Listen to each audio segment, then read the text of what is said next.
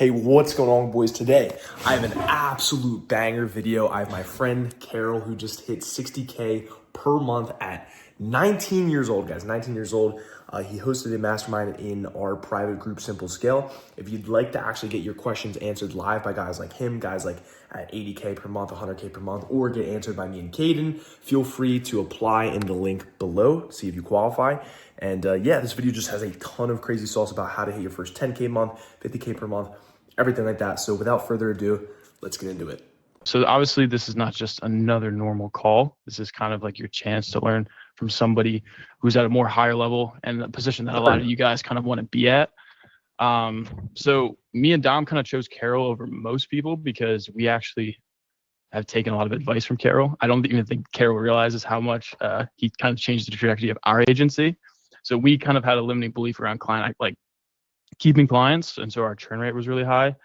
And I know Dom was on a coaching call with Carol, and Carol just spit like one line, basically was just saying like how it's possible to keep all of your clients and things like that. So it shattered a lot of limiting beliefs in us. And it was a big reason why we were able to make a lot of recurring revenue, right? So that's kind of why we chose Carol as our first pick. And obviously he's 19, he's in college, and a lot of you guys are in college and in school and things like that. And he's close to making 60K this month with his agency. If Carol wants to kind of introduce himself real fast and kind of show why we should listen to him, that'd be great. Yeah, 100%, boys. Good to meet everybody. I know some of you. I don't know some of the other boys, but really good to be here. Thanks for having me. So just to give you some background. So as Caden said, I run my own agency. I'm 19 as well. I'm in university. I hate bragging about how much money I'm making, but that's kind of like the only way of showing credibility in the space. So yeah, just floating between. I can actually show some guys just to make sure that I'm not pulling this out of my ass. So you can see last month around like 48K here, 2.5K here. Oops, it locked me out of here, but I think it was like 2K as well. But yeah, anyway, just making around like 50 to 60K. Wow. A lot of that's recurring, right? Not to interrupt you, but a lot of that's recurring, right? Yeah. So I try to base my business on recurring because I mean you don't really need much more than 50 to 100K. Like you don't like. I mean you're good if you make 50K. If you can just keep it, like you're good. Like you're chilling. So like my mindset is always that it's so much easier to keep a client for like an additional month versus to get a call, show up on the call, sell somebody, onboard them. Like it's just so much easier to just keep somebody for 1 month longer. So that's what I'm trying to do. Wow. Yeah, that's an amazing point I never even thought of. Like very much was like, oh wow, yeah. Yeah. Like I mean, think about how much hassle. I don't know how much, I don't know the room that well. I don't know if you guys have like hundreds of clients or like zero, but for me, signing a client is always, you have to either send some outreach or spend some money on ads, then make somebody show up on the call, close them, onboard them, make sure they're good, make sure they like it. Like it's so much friction compared to just making sure that somebody's good and somebody's not leaving you. And a lot of the times, the reason people leave you is not because your service is bad. And sometimes it's just some random miscommunication. Like the amount of time I've lost clients over some random shit, like completely not related to agency it's incredible. So that's that. So for this call, I just wanted to kind of like show you my mindset of running an agency, just like show you how I structured my business. And then I want this to be very interactive. So I don't want to be yapping for 20 minutes. I want you to have, if you will have any questions to your specific situations, I want to be able to just like answer them and help you out. So that's the plan. So everybody's good? Fuck no, everybody's great, Carol. Thank you for being here, brother. Everybody's great. Yeah, thank you for being here. Let's get as many cameras on as we can, guys. I know some of you guys are in here without your cameras on. We can turn them on. Right. Ehorn, you're okay. Yeah. Ehorn, I understand what happened. Let's become a guru now. Do you all see the Miro? Let's go. Bro, that's some guru shit. Come on. Okay, boys. 5K to see the Miro board. All right. Everybody can see it. So no, I'm a visual guy. So I need to see my shit. So SMA, right? All of you are running agencies, by the way, or any other businesses? All agencies. All agencies, yeah. What's the average size that you guys are? You like 0 to 5, 5 to 10? Like what's? It's mainly like 0 average. to 5, I would say. Yeah, mostly 0 to 5 in this lobby. Couple sweats at like 8, 9, 10. Okay, so I have to admit that it took me quite some time to crack my first like 8 or 10K. So I wasn't really good in that part, but it took me really fast to go from like 10 to 50. So I would say that I'm more of an expert on the ladder, just like scaling, and I'll show you why in a second. But I think I've still kind of got some things that looking back I would change to accelerate the first part as well. Because once you got all the fundamentals, like scaling from 10 to 50 is not that difficult. And I know that for some of you, hearing these numbers is super unrealistic, but then when you start kind of like progressing and getting some traction, it really becomes easier, right? I'm sure that was the case with you, Dom, and Kaden as well. Yeah. Yeah. So, all right. So basis of SMMA, there's only a few things you can do, right? So we all have to book appointments, right? We book appointments here. We have to make them show, right? And we have to close them. That's our business. And after we close them, we have to deliver, right? Which that's important. But pretty much the entire premise of this, I would say, presentation is every single step has a few issues that you have to solve. And these issues are literally like the core part of your business. Like that's literally all you have to do. So for example, I assume most of you are struggling here and probably on the closing side. But would you say, Dom, like it's mainly booking appointments? I'd say for the majority of people, it's a 3-way battle. Most people can improve at least All 20 to three. 30% in, yeah. Okay. But booking So- appointments is definitely like the first skill you need to learn, of course.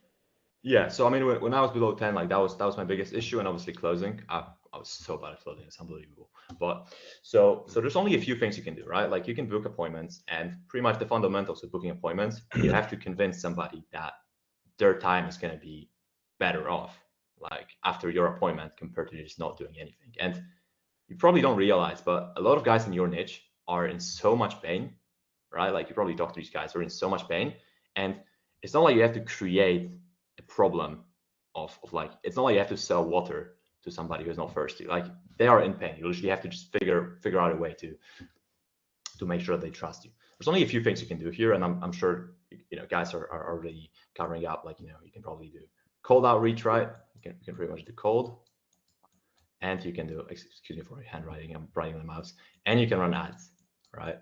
Now, obviously, where all the money is made, at least in my case, is here. But that's why I was asking, where's the room level at? Because I assume most of guys who are just starting out don't really have that much to invest in the ads. But I'll show you a cheaper way to do it as well. So there's two ways. Now I focus on the ads, and in my opinion, ads are just a no-brainer. If you have more than like $1,000 saved, then you can literally just like explode your way. Instead of 12 months, it can take you, I don't know, a month or 2 or 3, because the whole thing is about being able to spend more than your competition, and it's all derived from service delivery. I'll show you in a second, right? So let's say that with ads, and we'll get to call outreach in a second. Let's say that with ads, you put money in, and I'm getting like $40 to $50 per appointment, right? But let's even say that you're slightly worse than that. Let's say that you're getting $100 per appointment booked in your niche. Now, for the ads, I'll talk about that in a second. You can pretty much go to Facebook ads library, have a look at your niche, look at the ads that are running for more than like a week or 2 or 3, and then you can think about, okay, how can I innovate, right? What can I do slightly different? How can I change the approach and kind of like do something else so that all the people that see hundreds of other ads on Facebook ads library are going to choose me over somebody else, right? You can promise better results. You can make them trust you more. You can be more compelling. You can have a better offer. Maybe if in your niche people are just not trustworthy, maybe you can do pay per appointment, pay per lead, lower entry offers. But let's say $100 per appointment, right? Now you want to make sure that the guys show up. So there's many things that you can do. Now I figured out that you can do some little tips and tricks to make people show up. Send better confirmations, send better case studies. Do all that. But for me, the fundamentals are actually the messaging of the ads or the messaging of the cold outreach, right? Mm. So that the lens through which somebody portrays you here on the initial contact is going to determine if they're going to show up or not, right? If you do something crazy or something stupid here, you might get good cost per appointment, but they're not going to show up, right? So it's all about the messaging and why should people work with you. So let's say that your show up rate is pretty bad. Let's say it's 50%. And I'm putting up some bad numbers just to show you why it still works, right? So 50%, so that means that your cost per shop is like, let's say 200 with ads. And again, I encourage everybody to run ads. So that's my weak spot, but I'm going to cover that second part in a second. So, and then what should your closing rate be, Dom? I would just say like a good starting closing rate for anybody in SMMA, probably 25%, right? Means you have a system that can work. Anything Okay. below that, So you're yeah, really I was about to say 20%. Again, I want to keep it on the low end just to show you that it can still work. So this 20% works, yeah. This is 200, by the way. So now when we actually do the math, we are spending 1,000 per appointment. Yep. And some people see it and they're like, holy crap, like I am not gonna spend 1,000 per client, right? And the reason you're not willing is because, again, of service delivery, right? Let's say that you charge, and again, this is for more advanced guys. Like if you're just starting out, I wouldn't recommend you just charge 2K a month retainers, but I'll show you, because regardless of the model, I'll show you a more beginner friendly model in a second. This thing still holds, right? So now if you're charging 2K a month, you just sign client for 1,000, you're making 2,000. Like you don't have to be a genius to figure out that you're making money here. And now the whole game now is about taking that 2K and making it 10 or 20K by keeping the people for more than 5 months, right? And that's the whole game. Because think about it. If you can make your product so good that people are not leaving you, so you have good ads, because for example, if you're running meta ads, well, a lot of you guys are just copying the same offers. So I'll give you a quick tip of what I did, and it's too much stuff. I shouldn't give it away, but and not a lot of people do it, by the way. I went to some UGC creators. I took the best ads that are working from like AI ads for different people, right? I went to Facebook Ads Library, searched for the best ads, running the longest. I took those scripts, filtered them to ChatGPT to make them relevant to my niche, my offer, all that. I mean, my client's offer. And then I went to like spokespeople on Fiverr and UGC creators and had them record those ads, pretending that they're the owners, right? And nobody's doing that, right? So they're literally printing money. So these clients are going to stay with me for at least 5 months. So that means, and I'm charging 2.5K, but it doesn't matter. So that means that one client, this scenario, because you put some thinking into the client results process, is worth 10K to you, right? One client. So now this doesn't concern you, right? Now you can take that 10K and you can put it all the way back here. And you can speed run your way from 10K to 50K literally in weeks, right? Because you put some time on the delivery here.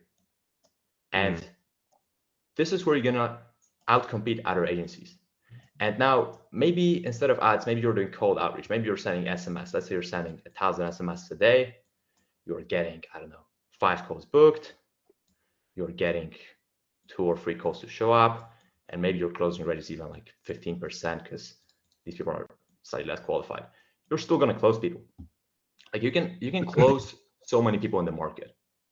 But assuming that you close the entire market, if this is not working, because this is where you make money. This is all just like churning, burning, and putting the names on a payment processor, which is cool. But this is where you actually make money. And that is the difference between the agencies who are stuck at 5K and those who are doing 50K, right? It's literally just keeping clients.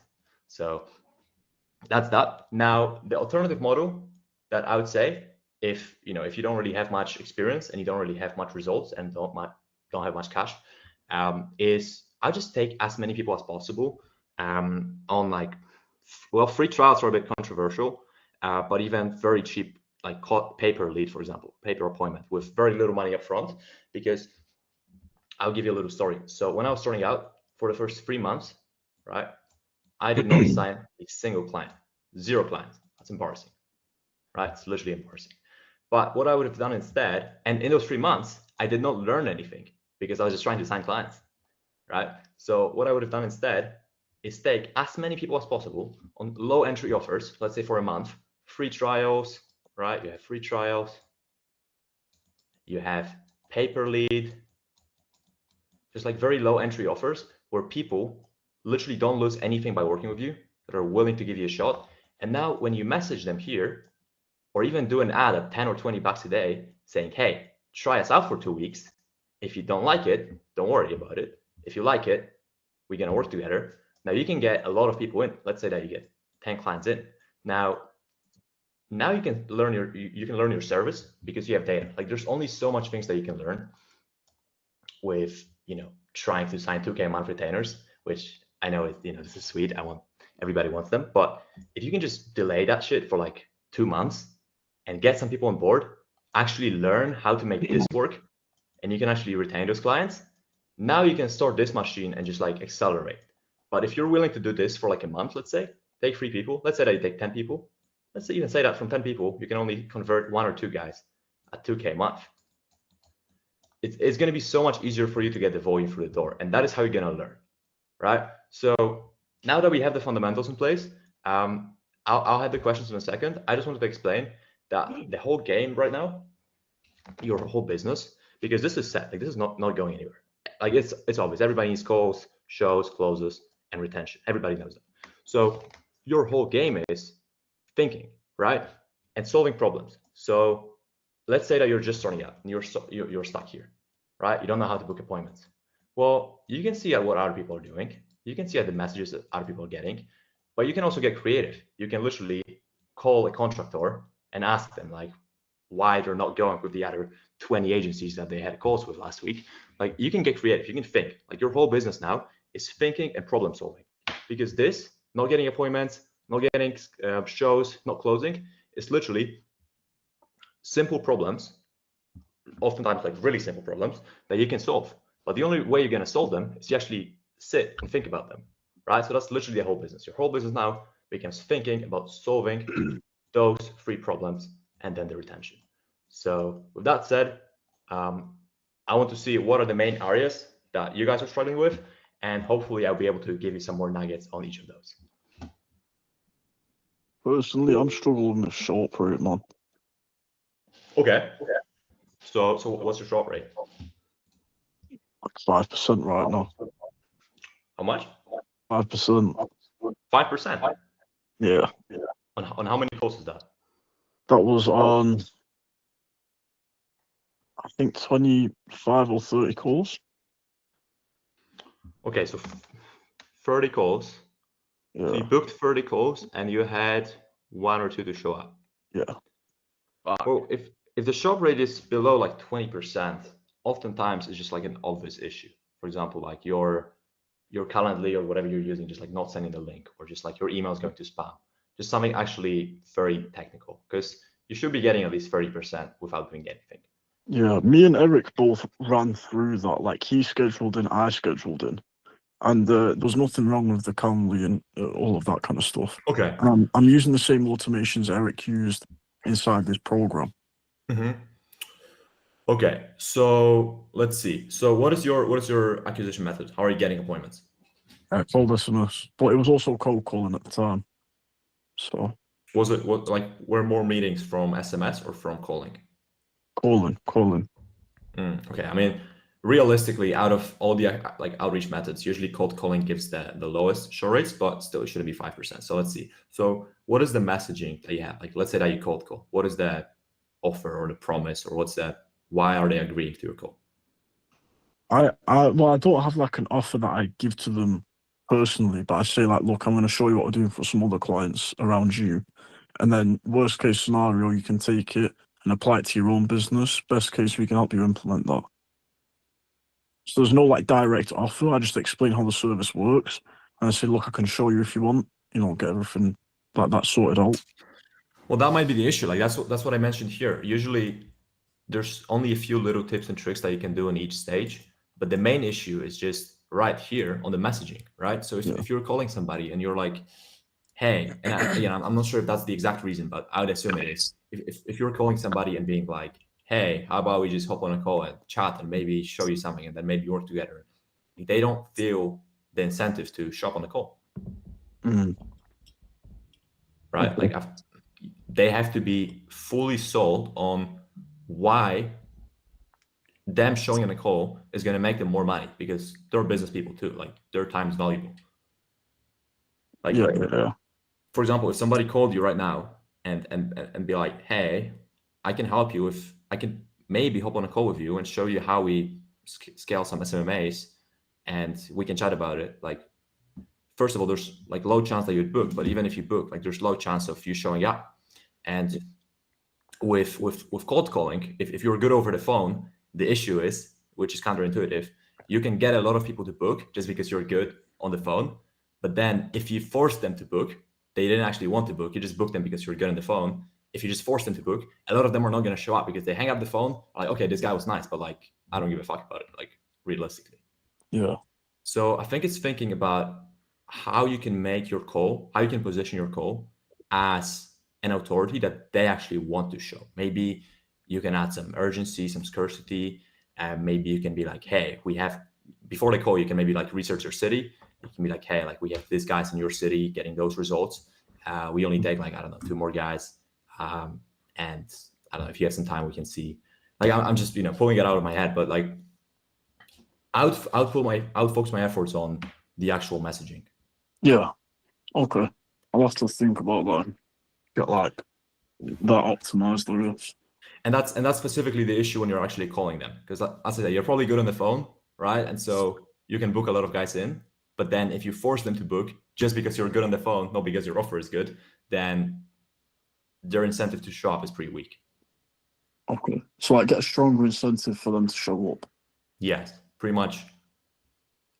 Make sure that when they hang up the phone, they can answer the question, okay, why am I going to show up? Like, what's in it for me? Okay. Why should I show up to this call? Well, clearly not just to chat ideas with some random guy that I don't even know.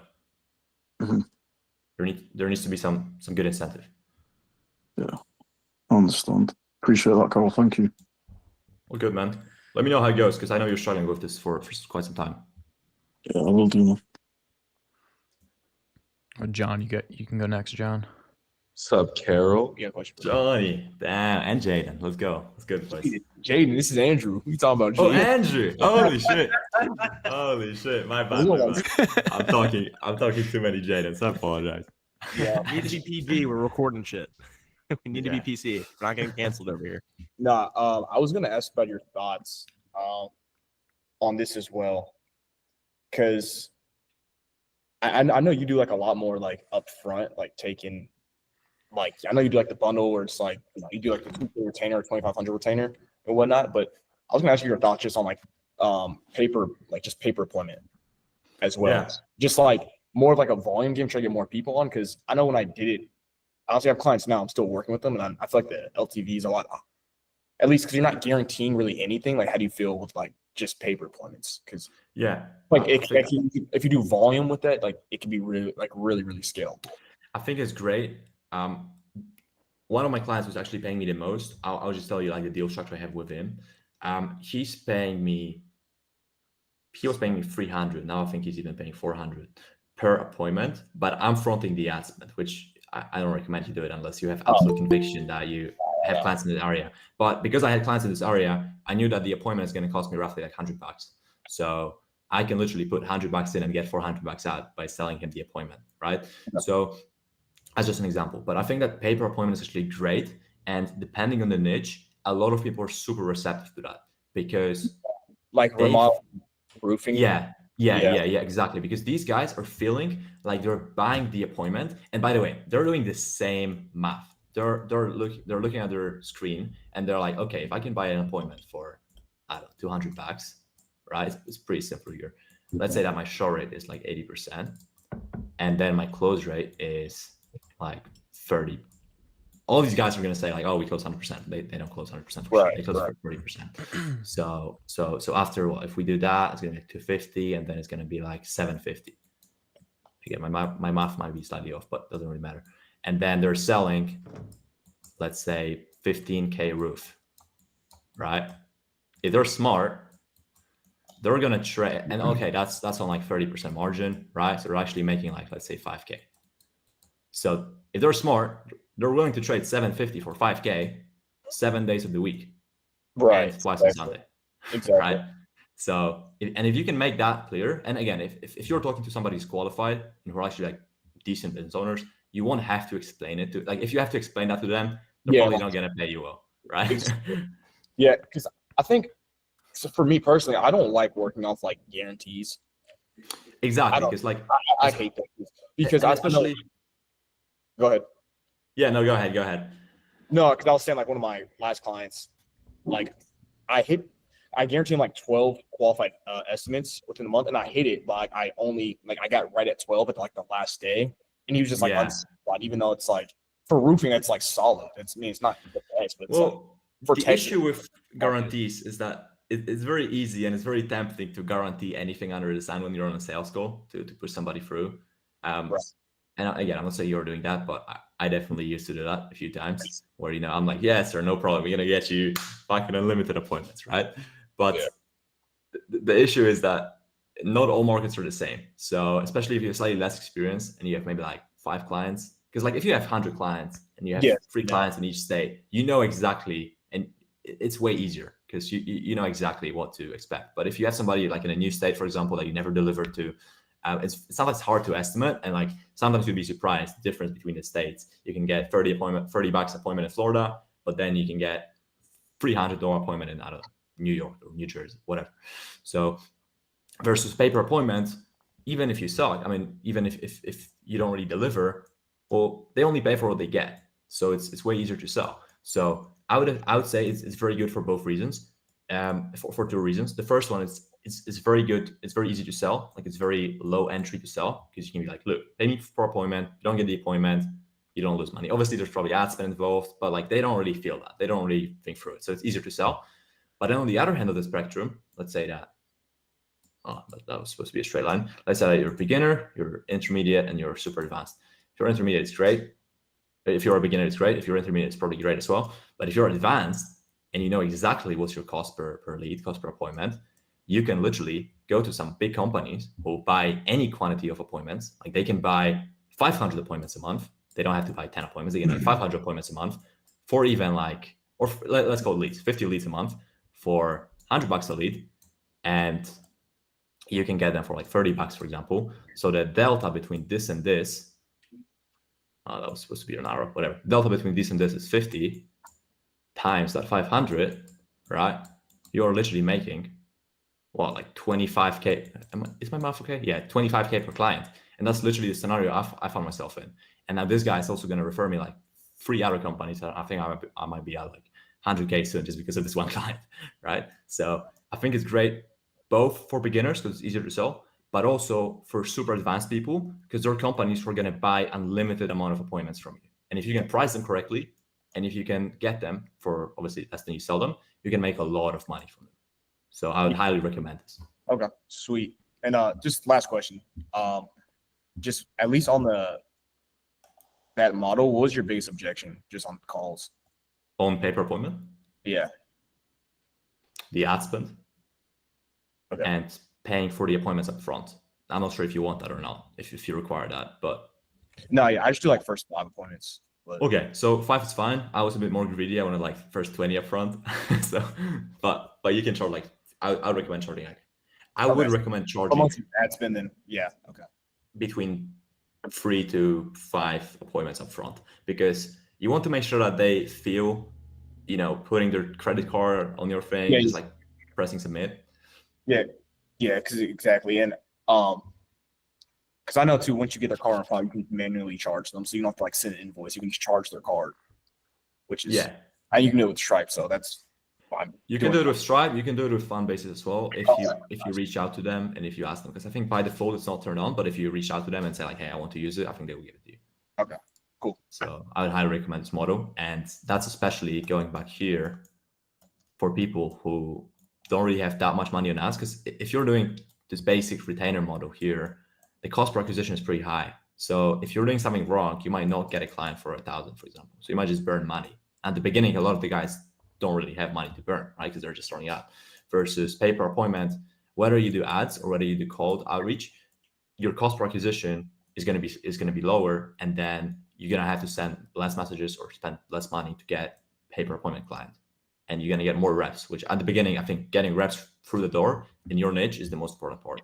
Yeah, I appreciate it. Thank you, Carol. My pleasure, boys. Not Jaden.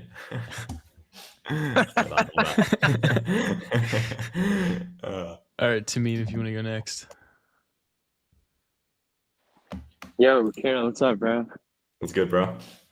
Dude, so I honestly just have a question on your ads and like basically ads for B2B, obviously. So Yeah. my biggest thing is like, how do you really stand out with your ads?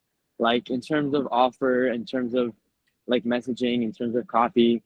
Because like if you genuinely just have similar ads to everybody else, then Yeah. like that's the quality. The quality of leads you're gonna be getting is like, you know, people that 100%. have like people that are essentially like price shopping, you know.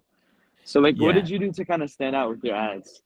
Okay, so I mean, what I did and what I kind of recommend for people to do, the biggest thing for the ads is to know your niche's pain points and their wants. It can be either the pain point or what they want. So, for example, in my niche or most of, I don't know, home improvement niches, people don't really want to worry about, you know, retainers or even rev shares. Like, for example, rev shares not that attractive to them because they make a lot of money. They don't want to give you a few percent of that because it's greedy, even though, you know, for you, it might sound like a better offer. You know, for example, somebody only paying you a few percent of what you make them, but for them, they're a bit greedy. So you have to know what they really want. For example, in my niche, they really wanted to pay per appointment, right? As the boys were saying in the previous question. So I figured that if I promote on the ad that, hey, you're gonna actually pay per appointment, right? A lot of guys are gonna be interested. But again, I'm not telling you that you should do pay per appointment ads. I'm telling you that you should figure out what your niche really wants. Like if you ask somebody on the call, hey, what would make this a no-brainer? Yes. Like what should I do? And in my niche, these guys would be like, hey, let me pay you some money for the appointments and deliver the appointments. Like, let me just pay per appointment because I know my closing rate. I know how much my client is worth. Let me just do that. So I'll just figure out like exactly what they want and literally just give it to them on the front end. Now, the caveat is that you don't really have to deliver on that on the actual sales call, right? Like obviously you can do bait and switch, which it's a bit of a dirty tactic, right? You have to be a bit better at sales, but you can, for example, say pay per appointment. And then on the call, there's two ways to go about it, or pay per close. On the call, you can either position your retainer as, you know, pay per appointment. So let's say that you're charging $2K a month, you're giving them 20 appointments. Well, it's roughly 100 per appointment. That's one thing you can do. Right. Like kind of frame it as like prepaid appointments. Yes, exactly. But it's just like monthly thing. So that's a bit harder. If you do if you do revenue share on the front end, let's say that your niche really wants revenue share, like paying you percentage of the revenue that you bring them, you can do that on the ad, and then on the call you can be like, hey, it's either this massive high percentage with this massive setup fee or just 2K a month, right? You can just like A/B close them. So okay, again, I've used a lot of bait and switch strategies on the ads. They work well for me. I'm not sure if it's okay for me to recommend them, but they do work for me. So I would figure out what your niche wants on the front end, and then on the back end, well, you can either deliver it or just kind of like famoost it, right? So okay, got you. are... And you personally, dude, did you run like photo ads or video ads most of the time? So I've tested a lot of both. Recently, I'm running only static, like image ads, because I figured out that the cost is way lower for statics, and the quality is actually pretty similar. Maybe it's slightly worse with statics, but it's not so dramatically worse that it justifies paying 3 times more, you know, per the appointment for. But it depends on the niche, so it's niche specific. Okay, solid. Thank you, bro. All good, man. Which for other boys as well, like in my niche, I went to ads library. Everybody was running video ads, so I'm like, I think I'm gonna do image ads, right? So I usually just like do the exact opposite of what you can see other people in your niche doing, and usually it's gonna work. So that's a great point.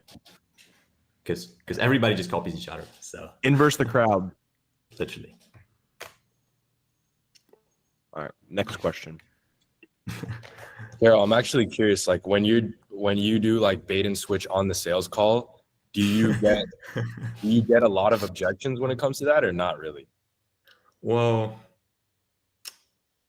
it kind of depends. I used to get more, but now I think I've kind of trained my pixel up on getting people who are a bit more receptive. Like a lot of the times we're gonna jump on a call with somebody and they're not really gonna remember the ad, especially if they book for the next day or next 2 days. They're not gonna remember the ad. They're just gonna remember that something made them interested in the ad. That's why they're here. You're gonna ask them like, "Hey, bro, like, why are you on the call today?" They're like, "Oh, I don't know. I think your ad was pretty cool." So Yeah. I would say that's like 50% of the case. They don't like, you don't even get this objection because they fucking forgot, right? So I would say that's a big thing. Like a lot of the people just don't really remember about it. The other half, well, some of the guys are just gonna straight up be like, "Hey, you told me that's not the case. Therefore, fuck off," right? Some of the guys, if they're gonna like your process, they're gonna close. So, Gotcha. All right. Thank you. and again, I'm not, it's a dark strategy. Me being here recommending to like bait and switch people. I'm just showing what worked for me. Like it's not. Yeah. We all Alright, did some yeah. questionable things to get to the position we needed to get to. Yeah, and It's a necessity. like 100%. And like right now, I'm at the point where I can kind of like do anything in the ad, and I jump on a call with somebody, I show them my results, and I'm like, "Hey, like, dude, in your area, got this results last 30 days. I'm showing you live. I can show you his ads, everything, da da da da da. Like, what's going on, man? Like, why are we even talking? Like, just pay me money and let's get started." Yeah. Right? So, but at the beginning, you can't really do that. So it's obviously harder to, especially bait and switch people if you don't have. So for you, do you believe it's just like a volume game at the end of the day? At the beginning, or I mean overall, I would say yes. Later on, with more proof, you can really optimize for higher closing rates. Like my closing rate sucked. It used to be like 10 to 15%. Now it's like 35%. Even though, trust me, I'm not like a natural closer. I just know my product. Just conviction. Well. Yeah. Yeah. And in my case, it's not even like, conviction, me sitting before the call, like, "Ooh, I'm gonna deliver." No, it's just like I have proof to back it up, right? So yeah.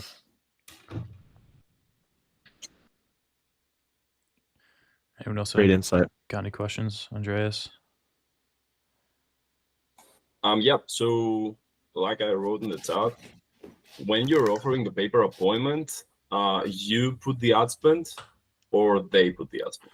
Well, usually I want them to put the ad spend. For this one, like massive client that I have, I'm putting the ad spend because my spread between the cost per appointment and the price I'm selling the appointment is so large that even if I fuck up massively and do an ad that is like very bad, I'm still gonna make money, which I kind of like bet on myself. But I would not recommend doing this if you don't know that in this exact area with your past clients you got this results, right?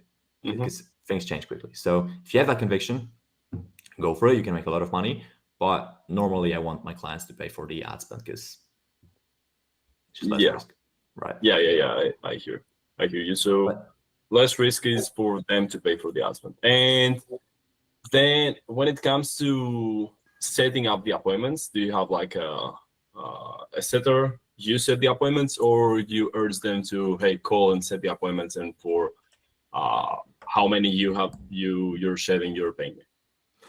Okay, so right now it's slightly different because 100% of my acquisition is ads. So people literally just like self-book. Then I have a setter just like confirm the appointment.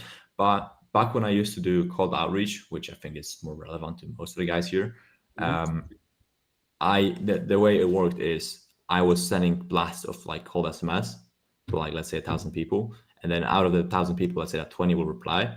And I had a setter that was calling all the people that replied, trying to book them in. Let's say that should book like 5 out of the 20.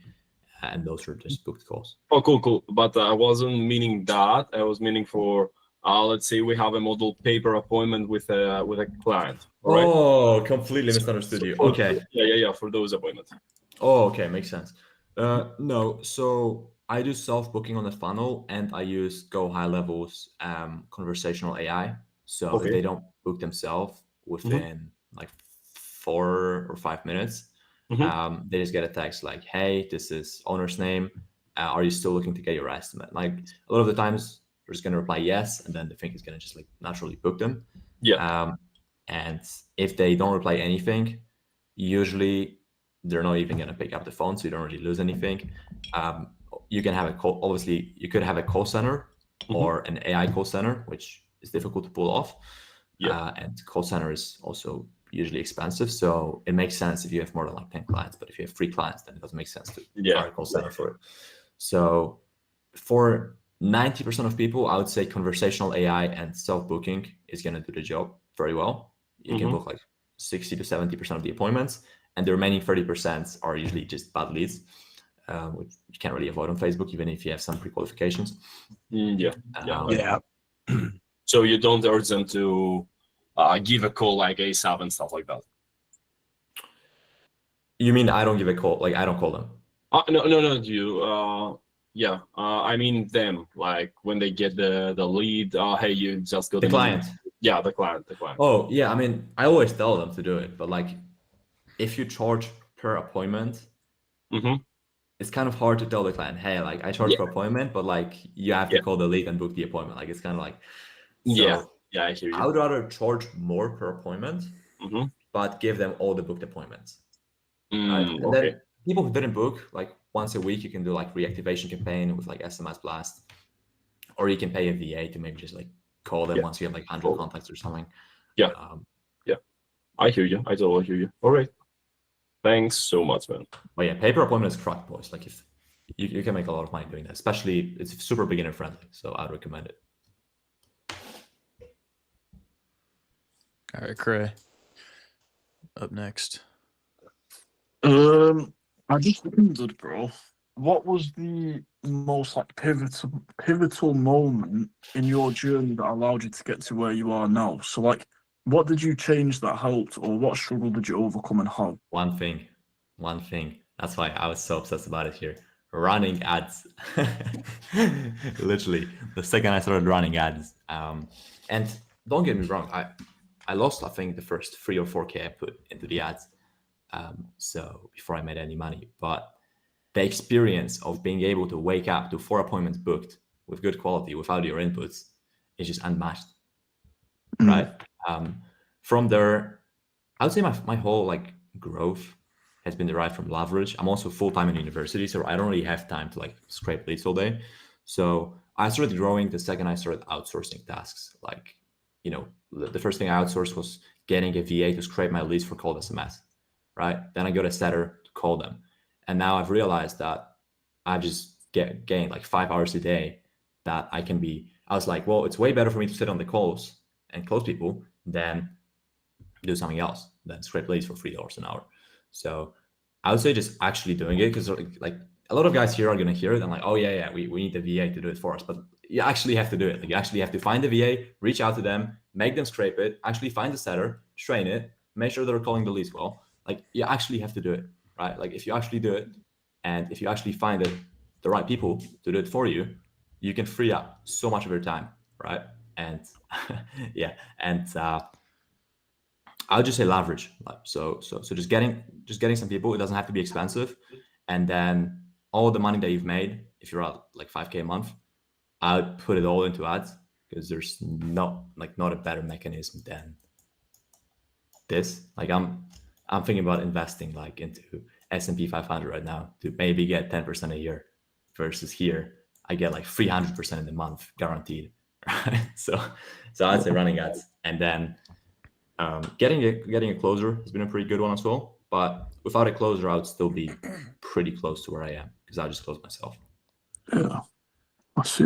Appreciate that. So running ads. If you're not running ads, and if you have a few grand saved up, I would say there's nothing better to do with that money. Even if you're going to lose it, you're going to learn so much. I would actually do it. Yeah, I definitely agree. Carol, what would your advice be to those people who they know that they need to do something, but they just can't do it, or just don't do it?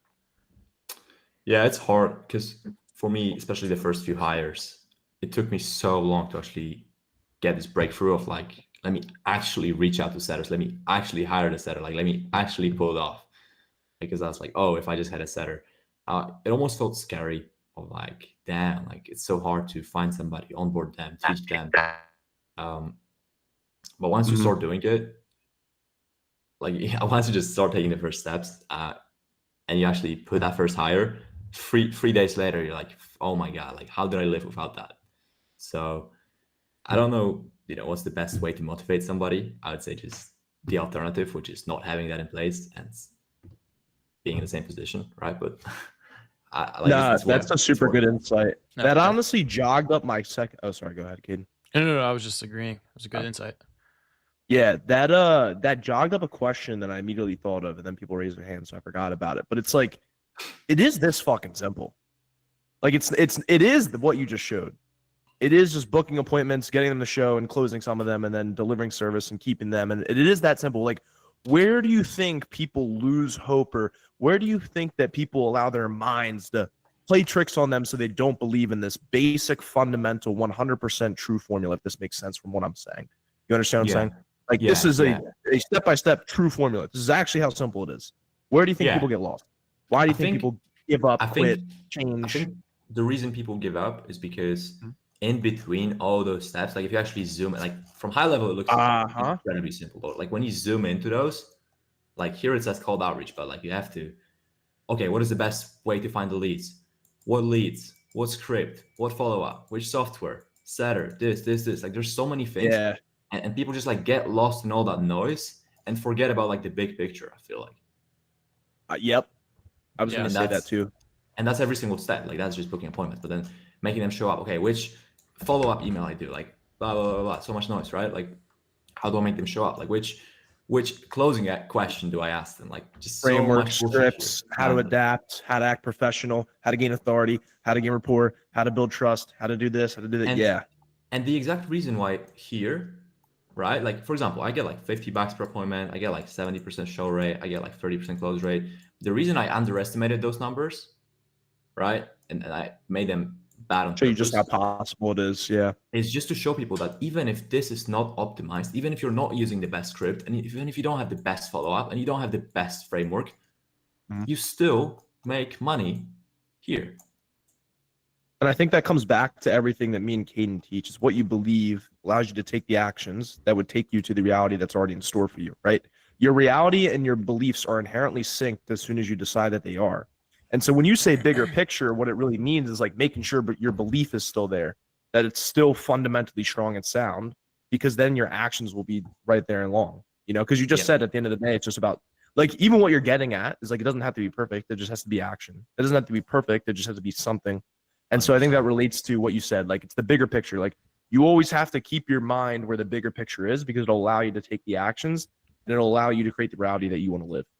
100%. And this process, you don't have to discover it. That's why I've showed it. Like, your business is not finding this out. Like, this is already discovered. Like, people already know that. Your business is solving the little problems here and here and here and here. But there, it feels like there's so many things to do. But then after a few weeks or a few months of consistent work, you solve all those problems. Okay, maybe they're still not perfect, but it's all optimized. And this whole machine all of a sudden starts working because all of the little stuff here is solved and also just working seamlessly, right? And that's where you start getting the momentum. But if you get, if you just give up on trying to be perfect in every single step and just like this, finding the best script can take you 3 months. Or it can take you 2 hours with ChatGPT, or like 10 minutes. Like, right. Well, it's like you could either try to optimize the best possible script to get 6%, 7% more bookings, or you could just get a pretty good script that makes you money and then just double the volume. It's just like this contractor here. Imagine you're your client. It's just like this guy being like, how can I get a 175 lead instead of 200 lead? No. Right. Your game is finding out that you can repeat this infinitely. And it's about getting, 1,000 leads at this not optimized amount, as opposed to getting 5 leads instead of 1,000 at slightly better rate. Like that's the game. Yep.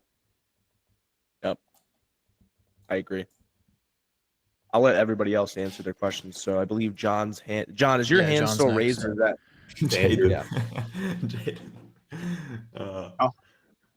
Go ahead, Jade. Go ahead, Andrew. All right. Sorry, I just too many GBS on this call right now. Can't operate. Must be looking in the mirror. With it, so. I was gonna ask, like on sales calls, do you break it down in like a Miro board, like if they're like kind of like retarded, like you just break it down like the numbers to them? Is that like a selling point that you do? Like I if actually you don't do it, but now that you Please. mention it, now that you mention it, like they just made it like super simple. So I Well- don't know if you actually did that on calls. right now, usually the type of clients who are gonna say yes to me and who want to invest 2.5K a month plus 2 or 3K a month on ads, so like 5K a month. Usually the type of clients who are gonna say yes to 5K a month already understand this equation. If you're selling to somebody who's on the lower end or you're doing pay per appointment, I think it's very wise to, like, if they say no to pay per appointment, you're like, dude, there's literally no way for you to lose money here. You can do this over and over again. If you like it, we can raise the ad spend, give you not 10 appointments, but 50 appointments. Like, I think explaining it would be beneficial if they don't get it. Okay. But if they don't get it, they're fucking like they're Yeah, fucked yeah, anyway. Like, it's hard to close them. But And because I know some people ask like or handle the ad spend objection differently. What would you say? Because I know there's like a bunch of different ways you can handle it, but you mean like them asking you Like, they don't to wanna pay pay up the ad ads. spend? yeah, because I just want to hear how you handle it.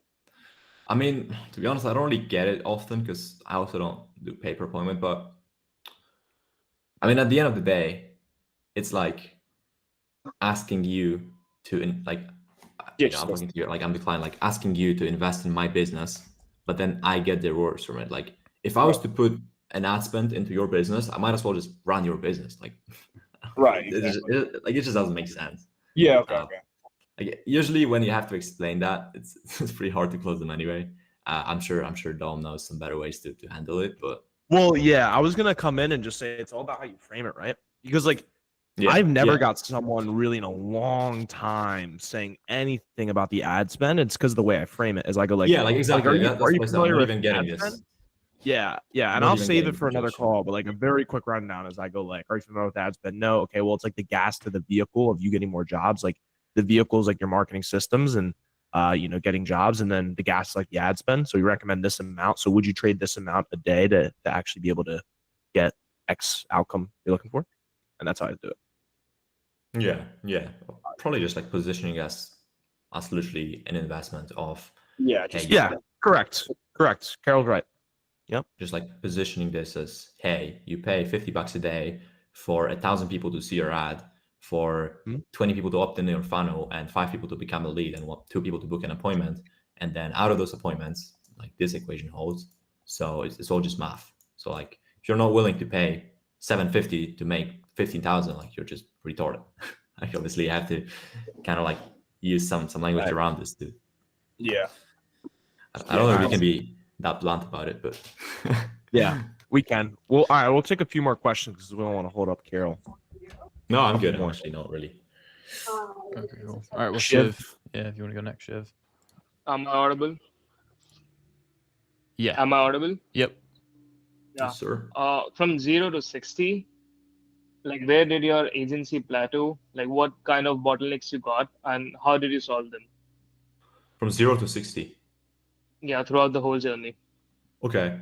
So, I mean, my biggest plateau was at 0. I was just trying to get paid from day one, which if I just delayed making money by 2 weeks, I would have been so much further ahead. But that was the biggest thing. And then I was just getting like, a client here, three weeks later, a client there. It wasn't really consistent. So I was hovering between like 4 and 8K a month. Then at 8, my biggest breakthrough was getting my delivery in check. So around like 4K a month, I figured out my delivery. So I actually stopped losing clients. So even though I was only getting maybe like 1 client a month, which is embarrassing, I still went up to like 10K a month because I was just not losing the people from the previous months. And from there, obviously, there's a lot of small lessons they learn on each steps. But from there, from like 8 to 10K, just sending it with ads. And then the good thing with ads is that they force you to level up because all of a sudden you start spending your own money on getting appointments. So if you spend your own money and you, for example, don't get appointments, you're like, oh shit, I have to solve it because I'm literally bleeding my money. Or if you can't make people to shop, you're like, I'm literally bleeding my money getting appointments. but because of this narrow problem, I'm not making money. So now your whole business is about solving this narrow problem, right? So that's why ads force you to like level up. So that's my biggest thing. And then at probably 30K, just making sure that the whole thing doesn't just completely break because of sheer volume. Because once you start having like over 20 clients, it's a bit of a mess. So you have to put some more systems in place.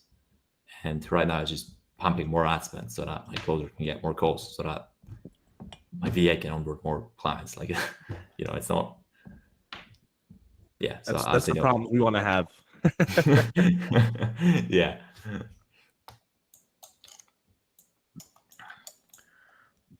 All right, Lucas. Hey, so my question is kind of tailored to my client. So have you ever had a client where they weren't getting the best results for a few months, but they paid already, right? And so if so, how did you communicate that with them in order to keep going and also sign them again if you did? So just for me to get some background, so you piffed them? Yeah. For how long? 3 months. Okay. And what was the piff? A 3K. Okay. And did you guarantee or promise results? Yeah, 45 appointments within like a 90-day frame, which I've delivered probably maybe 25. Okay, I mean, for the future, don't promise 90 appointments for 3K. No, I said 45 appointments within 90 days. Oh, 45. Okay. So 45. I mean, that's still like 75 per appointment. Okay, but anyway, I'll maybe do less appointments or raise the price. But either way, so the situation is you got them and you're not getting the appointments. You got like 25 out of 45, you said. Yeah, it's just been really slow the past few months. And Yeah. I think he might have turned on me, his cards declining on Facebook ads. But yeah. Well, I mean, I only had this situation, so which is pretty surprising. I only closed one PIF in my life, which it wasn't a great experience. I charged 3K. I promised 45 appointments, exactly the same story, and I could not deliver because the client was in an area that I've never run ads before, so I was clueless. But we all made that mistake. So what ended up happening is they were just like on my ass every day. Like they're just like calling me every day, like what's going on. Like, so I was like, I'm gonna pay for you to just like leave me in peace. So I refunded them half of the PIF, which was 1,500, and we both parted ways pretty much. So is he demanding a refund? So what did you say? Is the client demanding like a refund? No, he just texted me saying the past few weeks have been slow. Okay, I mean, meanwhile, I've switched to ads 3 times already. What niche are you in? Roofing, but this guy's in roof rejuvenation. Okay, you know what? I'm actually not in that niche anymore. I have an ad that's a killer in that niche. I can send it to you if you want in private. But Roof where's he rejuvenation? located? Yeah. He's located in South Carolina. Oh, okay. So I see the issue. Yeah, it's not an easy market. So just to give an example, I had a client in roof rejuvenation. So he was just in roofing, but then he was like, let's do roof rejuvenation in Miami. He was printing appointments. But then I also get another one in North Carolina. He was not getting any appointments. So that's the issue with promising results. Like results vary on the area. So, but okay, so shit happen. So I mean, you can either, what I would recommend you do is be like, hey, I'm not gonna charge you right now until we fix the ads and get you the appointments that you paid for. I would continue him paying for the ad spend. I'll just like, call them like, hey, things have been slow. I always like giving like, but we have this idea, just like get them excited again. I mean, what you want to avoid is losing the money, because if you refund them, you just end up working for free for like 3 months, right? Yeah. So I'd want to avoid the refund at all costs. I wouldn't focus on how can I make him pay me again. I'll just focus on making it right with him and just like getting him the appointments without any added cost, but also not refunding you. Right? So I would set that as a goal. So What ads are you doing for him? Like image ads or video ads? Some video, some images. And what is he spending? $50 a day. And I have it in the agreement where he, pays for ad spend still, even if the quota isn't hit by said time. I mean, if he's gonna go to not pay the ad spend, then you just keep your money and part ways. Yeah, I guess so. Obviously, that's sad, but it happens sometimes. The only issue is if they actually charge back after like 2 months, which happened to me as well. And by the way, for anybody here, if you're refunding your client, which, we all like talking about revenues, but sometimes I refunded 2 clients in my life, which I'm just like, at this point, I'm making this money. Like, I don't need to take your money if you don't feel like I'm doing you a good job. So if you're refunding your clients, make sure to sign a refund agreement. This is absolutely mandatory. Hey, I'm refunding you this money at this date for those services. You waive any rights to chargebacks and claims, because what can happen, you can refund them like 1.5K out of the 3K, for example, in my case, and then the next day they can charge back the 3K. So now you're 4.5K down from the 3K made, right? So you want to avoid that. But again, man, I mean, I haven't seen the ads, but it's a tough market, right? So I just try to make it. Are the ads running right now or not right now? Oh, they're off already. Okay. Yeah, right now they're off. But also, I have another client where I did get him results, and now it's come to a point where I have to rebill him, and I might be getting ghosted. So I guess I'm just gotta follow up with him every other day, I guess. Or did you keep in touch with him like quite consistently? Not really. Yeah, throughout the partnership. Mm-hmm. Yeah, not the best though. I could have done better. Okay, but he was kind of responsive. He would read the messages and respond the next day. And now, what makes you think that he's gonna ghost you? Well, he told me he's gonna call me, didn't call me. I called him, he's not answering my calls. I sent him the payment link, didn't pay it. Do you have it on auto bill? Like, can you just charge him? I could, but is that the right thing to do? Even though, like, I don't know. Well, it kind of depends on what you agreed on. Like, if you agreed on that, like, it's kind of like recurring PIF or like recurring payment. Yeah, no, we agreed on 45 appointments, and I already delivered way past that, over 60. And so now it's at a point where I got to rebill them again, either the full PIF, or you can finance it, or we can do some payment plans. So, yeah. Yeah. So, I mean, usually you want the agreement to be like, you pay for 45 appointments. Once that batch is over, you prepay for another batch, or continue monthly for, let's say, 15 appointments per month at, let's say, 1K a month, or like whatever you want to do, so that you can rebuild them, right? Because you basically never want your client to have to manually pay you again, because now you're dependent on them. Let's say that 2 days before your billing day, they didn't get a lead, which is random, it can happen. They're going to be less inclined to pay you, even subconsciously. So yeah, rather than just charge their card on file. So you want to make sure on the front end that, on the agreement, or just like when you're talking to them, that you can do it without their friction. Because bro, like I have one client, and I started SMA June last year, so like almost 1.5 years. And I have one client that I signed last November, and they're still with me till today. So it's like 13 months or 12 months. If I had to send them the payment link every month and be like, hey, do you still want to pay me? I guarantee you that at some point they'll be like, no, fuck off. Yeah. Because let's say that the last 3 days were not great. So for the future, I want to make sure that it's just like as little friction as possible when it comes to new payments, and a good agreement so that you can charge him and then he can't really complain. With this one, it's a tough one. I wouldn't charge him. I'll just try to reach him. But yeah, you know what's a good thing to do? Pause his ads.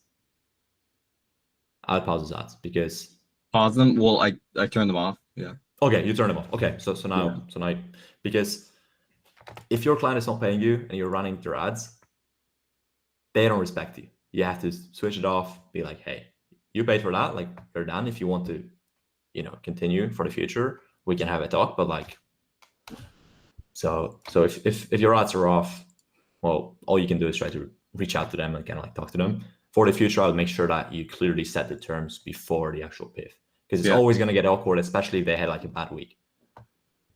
Okay, thanks for the insight. We're good, man. Jaden. Jaden. Next. Go ahead, brother. How you doing, Carol? Very good, man. Appreciate you. So, this is about B2B ads. We're like one of the few guys I think that are actually running ads, and so I just want to know what you're doing right now for your B2B ads funnels to kind of limit turds from hitting your pixel and like booking calls, because we're at like $100 a day, so getting bookings is not an issue at all. We're just getting like too many brokies. Like I know it's with Facebook, it's inevitable, but like we're getting way too many people, and then they hit the pixel, and then it just gets into like a, I guess, negative spiral of shit I leads. get you. So yeah, if you could kind of tell me if you've fixed that, if you have any Yeah. like additional logic on the front end or anything like that, that would help. 100%. Yeah, so I had the exact same issue. And just to give you some context, I've just raised my ad spend to 300 there right now, so it's pretty dialed in. But my issue kind of like fixed itself from the messaging. So in my experience, what I was showing here earlier, all the issues with quality, show rate, and close rate are derived from the messaging on the ad. So what I fixed is not the funnel, because let's say that if you introduce qualification on the funnel, let's say that you say, hey, only guys making this money, or only guys working with this many clients, or just like any threshold. Like, let's say that right now you're getting 5 calls on the funnel and a day, and one is good for or bad. Like, you're still gonna get those 5 people, like those same 5 people. You're just gonna filter out 4. You're still gonna get the same 1 person. So like the net outcome of adding a filter on your funnel is gonna be similar, right? Versus if you change your messaging, you're just gonna get like a different set of people. So out of those different people, more can be qualified. So I would focus on the messaging on the ad. That is hopefully gonna give you better people on the funnel. That's how I would solve it. Now, obviously on the funnel, you can also add more friction just to not fuck your pixel up. But I don't think that this is going to solve the issue. I think that what's going to solve the issue is just the front end of the actual ad, because that's determining the type of people that are just opting out on the funnel. Okay, definitely. That makes sense. And out of curiosity, like for your pixel, is it, because I know there's like some advanced shit where you can do like, you know, you can delay the pixel, like someone hitting your pixel by having it in the, like, for example, go high level and then you move them to the qualified pipeline and then that fires off. Like, do you do any of that shit, or is it simply on the call confirmation page someone hits your pixel? Well, I use Calendly. Yeah. So Calendly has like their own pixel event of somebody scheduling. Okay. So that's what I use. Gotcha. And do for your funnel, can you like quickly run through how that works? So it's like the static image ad you said. It's then literally headline, booking page, results at the bottom. Results at the bottom. And then do you have like a call confirmation, like VSL, anything? Yes, like yes. So it's a headline, booking page, a bunch of results. In between results, there's like book a call, and then on the bottom there's book a call again. After they book, it's a VSL. It's a video, like a 3-minute video of me pretty much trying to position myself as an absolute authority in the niche, pretty much just showing results, showing what people are getting, what they can expect, pre-handling some stuff, and then a bunch of proof at the bottom below the video. Cool. And Awesome. then one more thing that I want to mention for everybody, I've realized, especially if you make like a good VSL or like a good backend video, that the people who watch the video are way more likely to close, right? So on reminders, instead of being like, hey, this is a friendly reminder that your call is in 24 hours, I'm trying to get them to watch the video. So I'm like, hey, John, our call is in 24 hours, or tomorrow at 3. And I've sent you some quick video before solving XYZ problem, or just like, I've I don't know, sent you a video showing how we got this client X results the next time, right? So my like reminders are focusing on getting them to watch the video, because if they watch the video, they're closing. Yep. Not to hijack the mastermind, but I always say it's like I'm the laziest salesperson out there. Like, I might reschedule somebody if they don't watch the video, because it's like, why would I start like that? Imagine like you sent like a girl something like, hey, like read this book and we could talk about it at our next date. And she was like, yeah, I just didn't read the book. Would you be like, oh, okay, no issues. I'm still gonna talk Yeah. about the book in front of you, and I'm gonna explain every book. Like, you can't Yeah. let your fucking dog piss on the rug. You can't let the dog piss on the rug. You gotta punish it. You gotta punish it. And to add to that, because again, like we're all in B2B, and I think B2B, like a lot of people are learning sales from B2C, and then they're trying to apply that to B2B. I think in B2B, the only thing that matters on the call is just authority and frame. Like the second you lose the frame, you're just not closing them. So Yep, that's a huge point. Yeah. and you can lose the frame in the first 10 seconds asking them, hey, did you watch the VSL? No. Okay, anyway. Awesome. Awesome, man. Yeah, don't watch anything. You know, and especially it's just like, what is the mentality of how they show up? Well, they invested their time, which is as a business owner worth money, into you. They got value from you, so you already have authority, and they showed that whatever you tell them to do, they'll do it. Yeah. What like if we want to close the most amount of deals, how is it going to be, you know? And it's going to be from being selective. And when dogs piss on the lawn, you got to fucking, I don't know, rub their face in it. That's what some people do. Rub their face in it. Or you got to shock it or whatever you have to do. Like, don't let dogs piss on your fucking rug. Walk in your house and piss on the rug. This is not how it works here. Dom, where do you get these analogies from, bro? I've never heard of that. You never had a dog piss on the rug, dude? Dude, You can't let your dog piss on the fucking rug. You got to get if you took a girl out on a date and you were like, yeah, like you should watch this like show, and it was like they had like a whole week to watch like a 5-episode show, and she didn't watch it. What is that show? She's not committed. That's facts. I've never heard someone say, "Don't let your dog piss on the rug," and like a business term. I've never heard that before. Well, he's walking in your house and saying, "I don't care. It's facts. I don't give a fuck. Let's reschedule it." I would be like, "Yeah, man, for sure. That makes complete sense to me." Like, what we're gonna do is I'm gonna give you the time because I know we had like about 30 minutes chunked out here. Video's about 30 minutes. We can watch that, and then we can find a time later today or sometime tomorrow where we'd come and be on the same terms. Just because it's gonna take like an hour and a half for me to explain all the things we can do if you don't have that video done. So that work for you. Like, it's the same thing, dude. If people show up to Simple Scale and they don't watch the free course, I just kind of give them shit for it. I'm just like, what the fuck were you doing? What were you doing? Said you want to make money. You can't watch an hour video. Can't watch an hour of videos. What does that show about you? And what does that show to me if I allow that to continue to happen? And am I actually the best coach? Am I actually the best mentor? Am I actually the best business owner? Do I actually respect my own time, my own money, if I let you walk in my house and piss on my rug? So that's a big thing that I just wanted to say that Carol is completely spot on. Make them watch the video. Make them commit to you before they make them make a lot of commitments before they get on the call, because then they're in the mindset of I commit to you and you bring them value. And that's the closing. That's like a closing recipe. And I think to add to that, a lot of people are kind of like afraid to turn calls down, right? Like you're like, oh, I'm not going to turn a call down. Like they're here, I might as well sell them. But the mindset you have to have about it is, well, you're not closing them anyway. So you can waste 30 minutes of their time, right? Burn the lead, or you can reschedule them, make them watch the video, make them respect you a bit more, show up and close. Yeah. Awesome. So just to ask one final question, Kel, just to clarify, you said the biggest lever to pull to get higher quality people booking in is just messaging. Like it doesn't have to be all this like qualification, conditional logic, like shit. It's just right message to the right target audience, and then that should solve all the issues. I don't have any qualification on my funnel, and I'm closing 2.5K a month retainer with a 35% closing rate. Right. Okay. Yeah. So and that's my issue. Yeah, we changed everything except the messaging, to be honest, and it wasn't like the best result. And you should have changed only messaging. Yeah. I mean, you can still get pre-qualifications, but a lot of the times I've realized, which is like a side tip, if you have too many pre-qualifications, even if somebody's qualified, people are just like kind of skeptical. They have to answer like how much money you make. It just feels a bit too salesy. So sometimes they just raise the cost per appointment, but they don't really add any value. So I'll definitely experiment with that.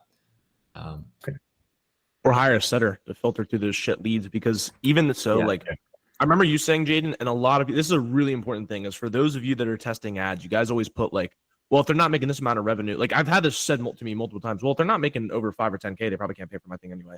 Bro, you would be surprised how many deals I have closed of people making 5K or less. You don't understand, like people just have money. How did you invest in the Air Cavaliers program, or how did you invest in any other program, the Kiwaza programs? How do people invest in those programs? They don't have a functional business. Like people have Damn. money, bro. You're know? spot on, man. Like me and Keenan invested into Eric's program. We're making like 1K, bro, like 1K. We invested in both of our programs, just like bro, you just I was save money, making like scraping it little by zero. little. Yeah, Bro, I was making zero. I was making Yeah. zero. I had Didn't even have a business, yeah. 1.7K in my bank account. The program I was buying was 4.5K. So I bought in 3 installments of 1.5K. So after the first installment, I had $200 left. I paid for my high level and some Calendly. I had like $30 left, and I had no way to pay for the next installment. So if somebody rejected me on the front end, I will not be talking to you today, right? So if people want their dream outcome bad enough and they see the value and they see that you can help them get there, they will pay you no matter what situation they're in. Definitely. Okay, that fucking helps a ton. Appreciate that a lot. Thank you. That's why even it's like from what me and Kane did, we would put what is your revenue right now? How much are you willing to invest? And I would still call every single one. I wouldn't disqualify anybody. I would still call every single one because you never know. They might just put less than 5K, less than 500 just because they don't want to like be sold on some shit. You know? Yeah. But it is important because like I go into it, I'm like, okay, this guy's probably this guy. And then if I talk to him, it's like, oh yeah, he is. Well, then I'm gonna DQ him. And then if I go into the call, I'm like, this guy's probably this guy. He's a whole different guy. Well, then I'm like, wait, I can book a meeting with you. That's how you want to do it, in my opinion. That for me, it's more so just like I get the gist of like, okay, well, someone comes in and they said they're making 10K in between 10 and 20, and they have like 2K to invest. I'm gonna call those motherfuckers right now. I'm gonna get on their, I'm gonna get on my high horses, book them in ASAP. Someone comes in less than 5K, less than 500. I'm like, well, I'll call them after the sales meeting. You can wait, little buddy. Gotcha. Go get more than $500, and I'll come back to you. Yeah, 100%. Plus, like, bro, even with financing these days, we don't really need to have any money up front. Like, you can close people on like split payments or something. 100%. That's 1,000,000% true. Johnny. I as time went on, I hated working with financing clients. They're never the best clients, bro. For me. Yeah, For me. that's a fair point anyway. But yeah, If you want the money, if They you're, can be if quite you're scaling to annoying. your first 10K, oh my god, bro. Any issue I've ever had with a client is someone who financed. Yeah, someone who finances. Any issue. Yeah, Same. pretty much. Any issue. Same. And I'm not like SMA. It's not really popular to do financing. I think I've closed like 3 financing deals in my life. None of them renewed to the second month. So Yeah, that's another Dude, thing. it sucks. They all suck, bro. and my They all churn suck. is super low, by the way. So I would finance them just for like the fucking cash flow of it, like at least to make like break even that month or something like that. Like that's such a bad business advice. We can all be out here on YouTube saying that. bro, any issue I've ever had with any client has always been a motherfucker who's doing a 3-year. We had a client, the worst client we ever had, bro, ever by far. He did a fucking 38-month, like until 2028. He had like almost fucking 2K in extra term. financing fees. Like it was like Oh wild. my god. He paid like Dude, he 5K, stared down the like, barrel. all time. And he was like, do I have to pay? Well, like the fact of the matter is actually is like if you pay it early, you don't actually pay the extra interest. I looked that up. I thought I was like bullshitting on the sales call, but I looked it up and it was completely true. Now he's what's up. Yeah, last question now. Hurry up. Chop. Last chop. question.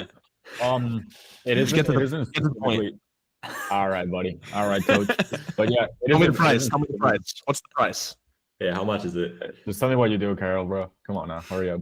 No, but it isn't specifically about me, but I feel it's like something that you, a situation that you're put in multiple times when you're scaling. I remember like a couple months ago, you were in like Eric's chat saying that you were like spending 100 a day on like ads and you wanted to scale, but like you physically like couldn't. I don't know, you were scared of some shit and you were telling Eric to like increase your own ad spend.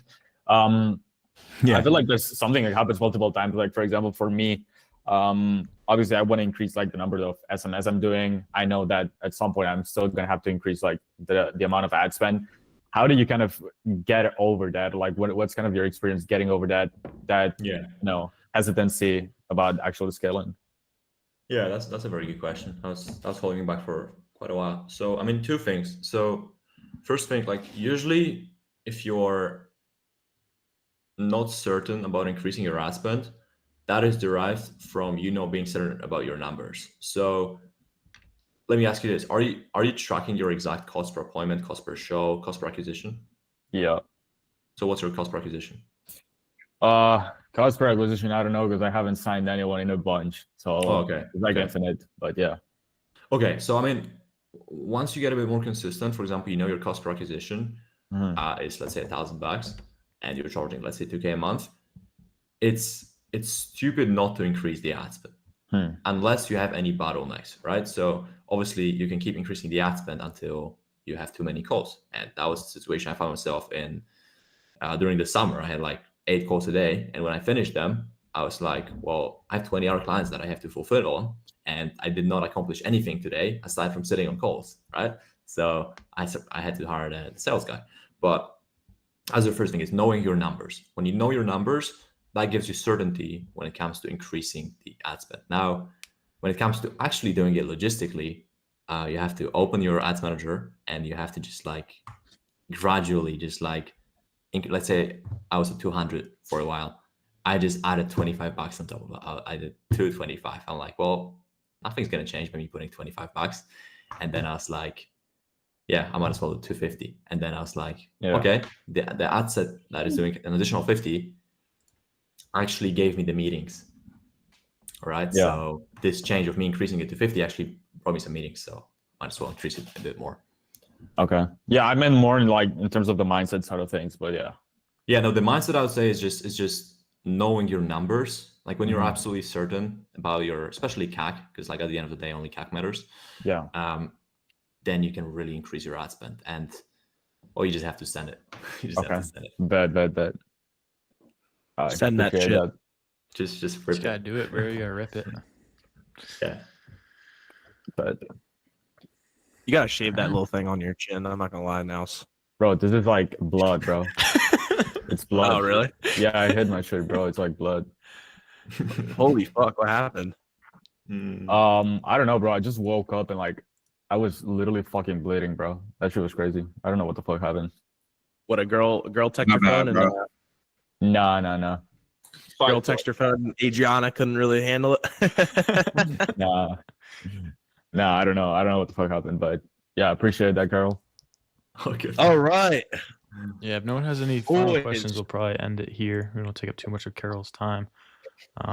But yeah, I mean, thank you, Carol, for showing up and dropping some sauce. I think me and Dom, I think everyone gained value from this call. So it was awesome. 100%. I gained value too, so it's good. Appreciate you, Carol. So, Appreciate you. The biggest takeaway, if everybody's gonna say the biggest takeaway, that's gonna be invest in the ads. Ads, bro. That's what I say to everyone. Ads. It's the best thing to do. And I didn't talk about it with Ken. It's not like he told me to tell you to brainwash you. So you're not doing the ads. And another big thing too is keep the roadmap at the end, because like the day-to-day issues of this business model, every single one of them is solvable. Yeah. So you have to think. You have to think critically. You actually have to sit and think, how would you solve the problem? Not how your guru is telling you. Not what Charlie Morgan says on YouTube. What you would have done. Right? And again, I love Charlie Morgan. Anyway, that's a huge thing, bro. That's like the number one thing I see is like, even with me and Caden, the number one thing that probably bottlenecked us was whenever, like, if there was an issue, we were like, how do we solve this? And we couldn't find an issue pretty soon. Be like, oh, bro, this just isn't gonna work. Yeah, gotta change something really drastically. It's like flip it. You can flip it. If somebody did it to me, if somebody called, SMS'd me asking to scale my agency, would I reply? Well, probably not. Right? So yeah, exactly. So roadmaps, run the ads, and think critically and focus on the service before trying to scale to 50K a month from ramping the ads. Focus on the service. Awesome. Biggest one. That's the biggest takeaway. Get a good service, and then you can do everything else. Cool. And run those ads. Matthew Schwer, run those ads. Greg, Matthew Schwer. Greg, Gregory. They're relaunching tonight. Artem. Tonight. I was talking to Dom and Lucas. Jaden literally before that that we decided to start running ads. Gregory Teen Marshall Jr. The government, bro, is crazy work. Wait, government? The government name. Yeah. They're not allowing Facebook ads? Nah. Facebook ads are calm. I'm not gonna lie, they're pretty chill. But ads. I just have to kind of work on like closing them more, because my show up rate on like ads itself is like honestly shit. But that's like my fault, because I have to like make a different value video, I think, and actually getting them to watch it. Like how you guys were saying, like pretty much if they show up to that call and they didn't watch it, just reschedule it. Probably better off. Yeah. Why not? And Why do you actually need to take that call? try to make them forced. Like don't just send them one email with the video and I tell them it's mandatory to watch over the phone. When I was setting the appointments, I'd tell them like mandatorily they have to watch that video to be on the call. And that was the biggest game changer because they would actually watch it. And every time they watch it, they'd see like Caden explain like 20 fucking things. And like, I don't know how long the video was, bro. Must have been like 30 minutes. Yeah. And they just like, bro, I never had authority be questioned. Never. Never, ever, ever. Instant authority. Yeah. You put your balls on the table before the call even starts. Carol, your pre-call VSL is only 3 minutes, you said? It used to be longer. Right now it's like 3.5 or 4. It's pretty slim now, maybe. But That's the Greece one? Yeah, it's the Greece one. Fire. Yeah, it's pretty good. Yeah, the previous one was just me talking over like go high level, just like showing results. Hey, like this, we did this. That's how we did this. This client is getting this result. Like those are the numbers. Just like breaking them down. Like if your economics are at least halfway decent, then you're gonna make a fuck ton of money here. So show up on the call and let's rip it. Nice. All right. Beautiful, gents, ladies and gents. Yeah. Carol, thank you so much for being here. You've been my friend for a long time, and obviously a lot of valuable sauce that's been dropped. Yeah, a lot of sauce. Yeah. Love you too, boys. Pleasure to be here. Thanks for thanks for everyone showing up too, guys. All right, let's all crush it. Sounds good. Let's all crush. Thank you, guys. Talk to you. All right. See you, boys. Have a great night. See you. Take care, boys.